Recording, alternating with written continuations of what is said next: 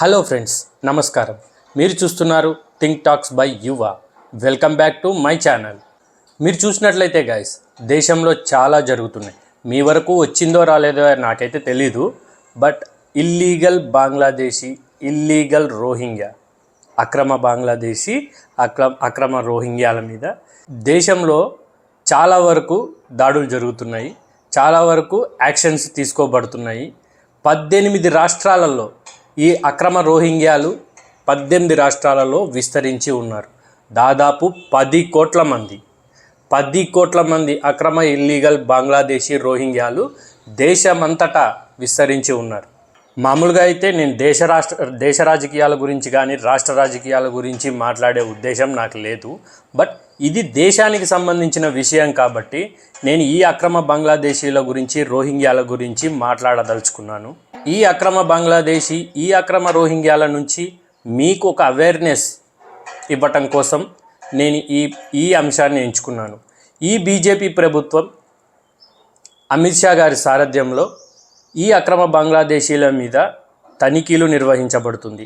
ఈ బీజేపీ ప్రభుత్వం హయాంలో అమిత్ షా గారి సారథ్యంలో 3 లేయర్లైనటువంటి తనిఖీలు నిర్వహించబడుతుంది దేశమంతటా. ఇప్పటి వరకు 18 రాష్ట్రాల నుంచి ఈ అక్రమ బంగ్లాదేశీలందరూ విస్తరించినట్టు సమాచారం. అయితే వీరందరి మీద వీరికి సంబంధించినటువంటి ఈ ఫేక్ ఆధార్ కార్డులు కానివ్వండి, ఫేక్ రేషన్ కార్డులు కానివ్వండి, ఫేక్ ఓటర్ కార్డులు కానివ్వండి, ఇవి ఎవరు కల్పిస్తున్నారు, ఎవరు సృష్టించి వీరికి ఇస్తున్నారు, దీనికి సంబంధించినటువంటి భారతదేశానికి సంబంధించినటువంటి ఈ పథకాలు ఇవి అన్ని వీరికి ఎలా చేరవేస్తున్నారు అనే దాని గురించి మీరందరూ ఒక సామాజిక భారతీయ పౌరుడిగా మీరందరూ అవేర్నెస్తో ఉండాలి ఫ్రెండ్స్. అందుకోసమని చెప్పి నేను ఈ వీడియో చేయడం జరుగుతుంది. ఇప్పుడు బీజేపీ ప్రభుత్వం ఈ అమిత్ షా గారి సారథ్యంలో ఈ 18 రాష్ట్రాలలో నుంచి తనిఖీలు చేయడం మొదలు పెడుతున్నారు. దీనికి సంబంధించినటువంటి అన్ని తనిఖీలు నిర్వహించిన తర్వాత వీరిని బంగ్లాదేశ్కి డిపోర్ట్ చేయడం జరుగుతుంది, తిరిగి పంపించేయడం జరుగుతుంది. మీ అందరికీ ఒక సందేహం వచ్చి ఉండవచ్చు, ఎందుకు కొద్ది కొద్దిగా పంపించాలి అనేసి. దానికి కారణం ఏమిటంటే ఫ్రెండ్స్, ఒకేసారి ఉన్న పలంగా 10 కోట్ల మంది దేశం నుంచి తరిమేయటం, దేశం నుంచి పంపించేయటం అనేది జరిగితే ప్రపంచ దేశాల్లో ఉన్నటువంటి నాయకులు కానివ్వండి, ప్రపంచ దేశాల కానివ్వండి, ఐక్యరాజ్య సమితి కానివ్వండి, ఇవన్నీ కలిసి భారతదేశం మీద దుమ్మెత్తిపోయటం ఖాయం.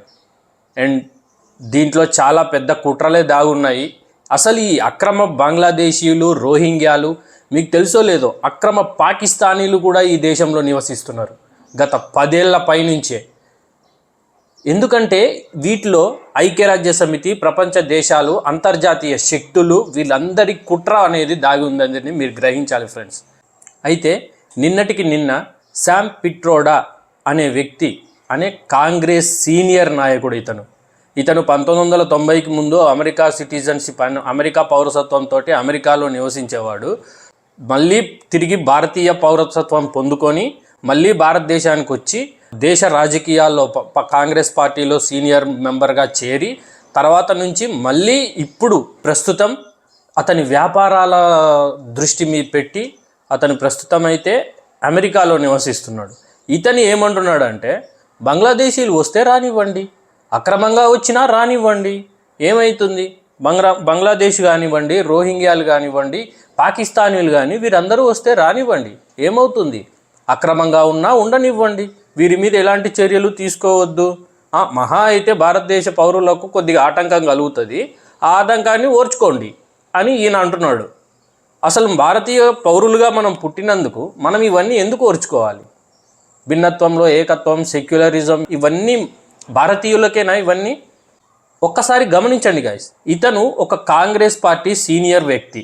ఇతను ఇలాంటి వ్యాఖ్యలు చేస్తున్నాడంటే గత 65 ఏళ్ల పాటు ఇతని పార్టీ, కాంగ్రెస్ పార్టీ అనేది అధికారంలో ఉన్నప్పుడు ఎంతమంది, నాకు తెలిసి ఈ 10 కోట్ల మంది ఇల్లీగల్ అక్రమ బంగ్లాదేశీలు ఈ కాంగ్రెస్ హయాంలోనే భారతదేశంలోకి చొరబడ్డారు.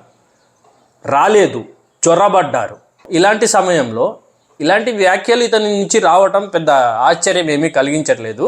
బట్ దీని గురించి మీరు అవేర్గా ఉండండి ఫ్రెండ్స్. మీ ఇంటి పక్కలో ఉండొచ్చు, మీ ఊర్లో స్థిరపడి ఉండొచ్చు, మీరు రాష్ట్రంలో స్థిరపడి ఉండొచ్చు. దయచేసి మీరు ఈ అక్రమ ఇల్లీగల్ బంగ్లాదేశీ రోహింగ్యా కానివ్వండి, పాకిస్తానీలు కానివ్వండి, వీళ్ళు మీ దరిదాపుల్లో ఎవరైనా నివసిస్తున్నా వెంటనే మీరు వాళ్ళ ఆధార్ కార్డు చూసుకొని వాళ్ళను ఒక కంప్లైంట్ ఇవ్వండి పోలీస్ స్టేషన్కి వెళ్ళి.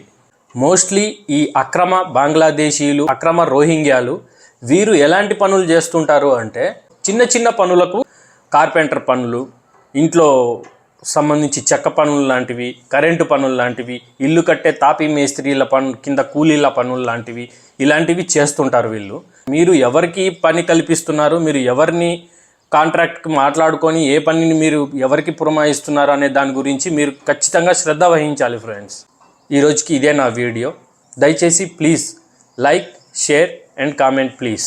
అండ్ అలాగే నా ఛానల్ని మీ బంధుమిత్రులందరికీ, మీ స్నేహితులకి, బంధుమిత్రులందరికీ, తెలిసిన వారికి, తెలియని వారికి, మీ సోషల్ సైట్స్లో అందరికీ నా ఛానల్ని షేర్ చేసుకొని సబ్స్క్రైబ్ చేయమని చెప్పండి ఫ్రెండ్స్. అలాగే నోటిఫికేషన్ బెల్ని ఆన్లో పెట్టుకోండి ఫ్రెండ్స్. ఒక మంచి వీడియోతో మళ్ళీ కలుద్దాం.